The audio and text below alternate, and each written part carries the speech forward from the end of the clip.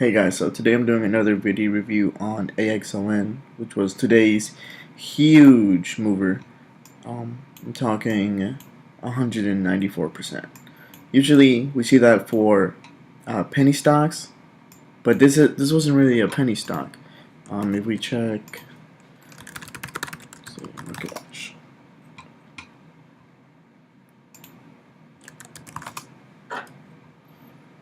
You can find out the float many ways, but I like Market Watch because it also tells you a bunch of other stuff, which I will outline in a second. So 32 million float. That's not the low floats that I like. So I'll show you why I didn't trade it at first, but then why I did go in it afterwards. So when it started ripping in the morning, right here, pre-market, it was trading at around 175. And then when it had that good news of like a 800 million contract or something like that, it just gapped up, right? And I was looking at it this whole time, and you could tell it was kind of grindy, right? It wasn't even throughout the whole day. There was never like a strong, like a really strong move. As I'll show you later on. But yeah, in pre-market it was just like grinding up, grinding up, and so I never wanted to go in, because theoretically it could just dump on me at any time, right? So it did break out here. So I had a whole bunch of lines. So I'll draw them again.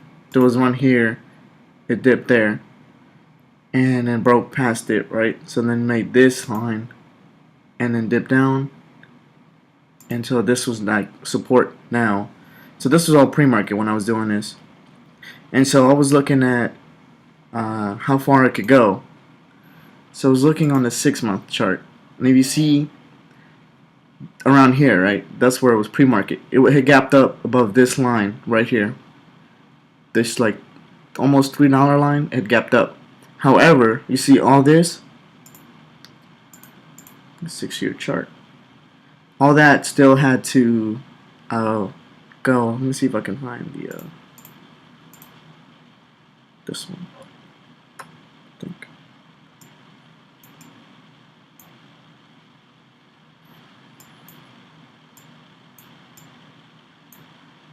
Alright.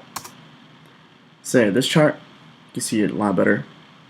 If you look at the 3-year chart, you see there was like really nothing to hold it up till like $5. And that was all pre-market that I saw this. So right here. So it basically all this, it had room to run. And I did state that right here in the morning.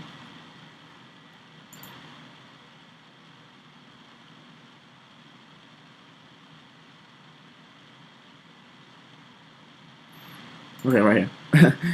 There we go. I said AXON has a high possibility to reach $4.50 and $5 today, which is where there was nothing to hold it back till it got to these levels, right?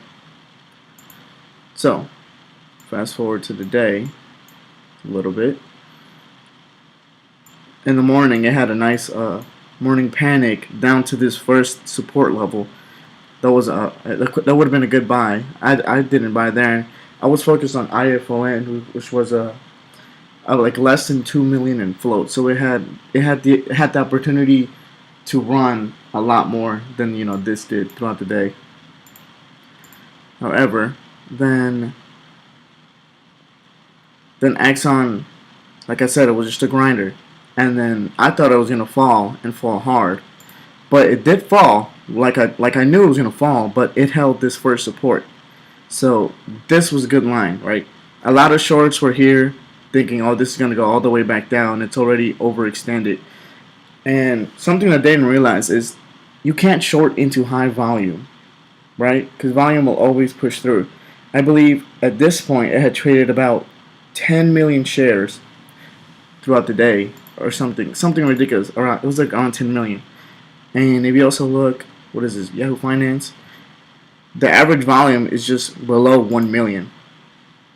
So this stock had traded 10 times its average volume just pre-market, before the market even opened. That's ridiculous. Also here you can see the the average volume, right below 1 million. So today, on the day, I believe, well, it didn't show, but it's traded 100 and almost 14 million shares. That's ridiculous. That's a ridiculous move. So then I just watched it, right? Because I don't like the fact that this stock is like very grindy. It's like, you know, go up really, really slowly, and it also goes down really, really slowly. And so we got to this point, right, where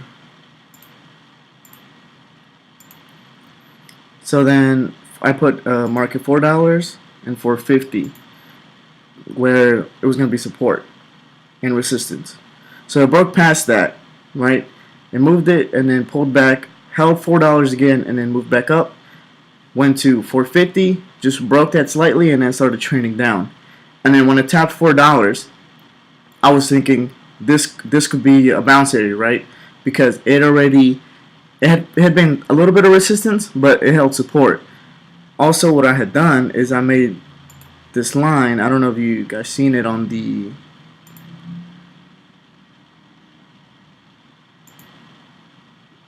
I posted this type of line.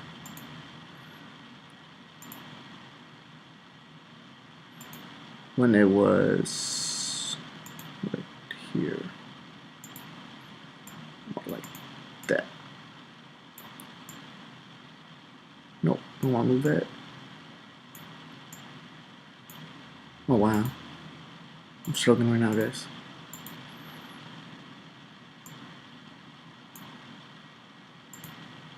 It's fighting me.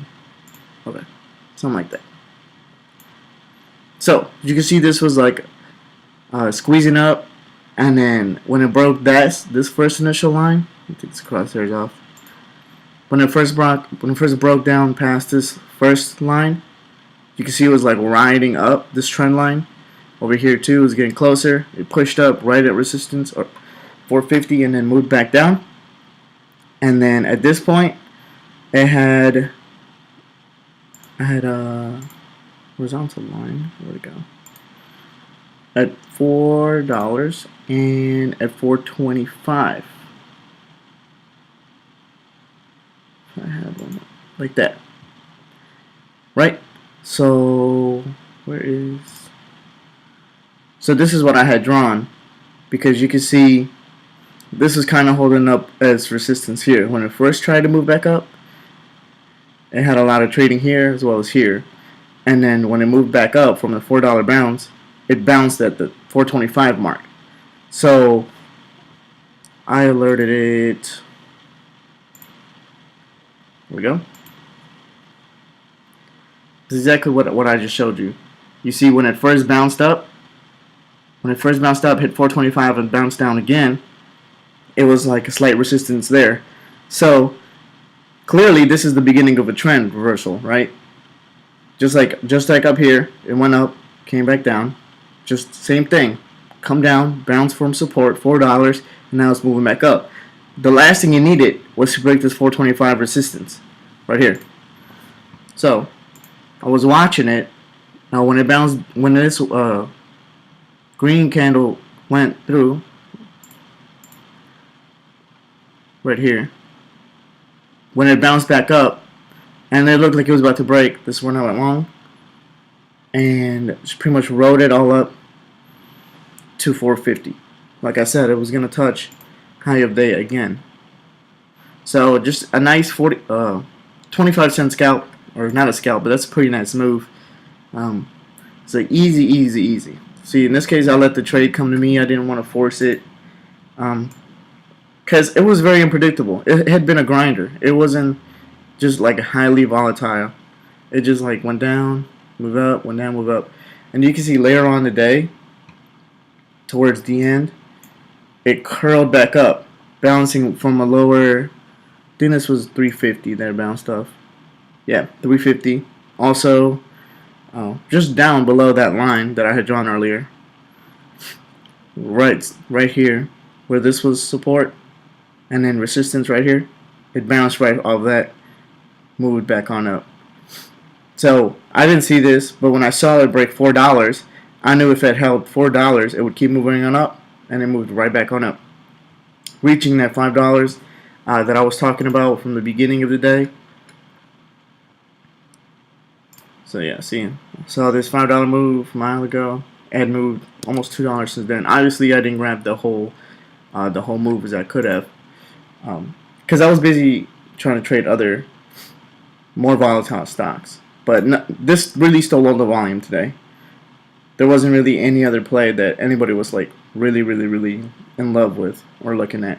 As you can see, the pre-market or after hours just closed. It's 8 a.m. or it's 8 p.m. So let's see where it closed at. 507. Okay, so this is gonna be a play for tomorrow as well, because a lot of shorts got caught. So this is all this move right here from 450, where it closed, to $5. This whole move was after hours. So all the shorts who were pretty much who shorted this whole play throughout the day before the market closed are underwater right now. So my hope is that if this holds $5 tomorrow and breaks, I think 425. Yeah, 425. This will move back up, or it needs to hold $5, which where it's currently at. Right here, you can see when it reached up $5, it pulled back a little bit and then just broke that, came back down, held support, and then it couldn't break 525 again, so just kind of like faded off a little bit, but it's still in between that channel. So personally, I kind of want to see it come back down.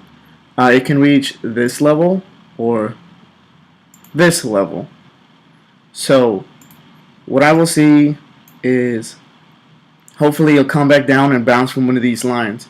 Because what shorters tend to do is if they short this stock and it's like moving up, they're not going to cover, because that will just make it go further up, right? So what they do is they hold and hope for a pullback, which most of the time happens, right? It's only rare that we only see a stock only go up, only go up, only go up. It does come back down. So when the stock comes back down, so let's say around these levels, they will try to cover to minimize their loss.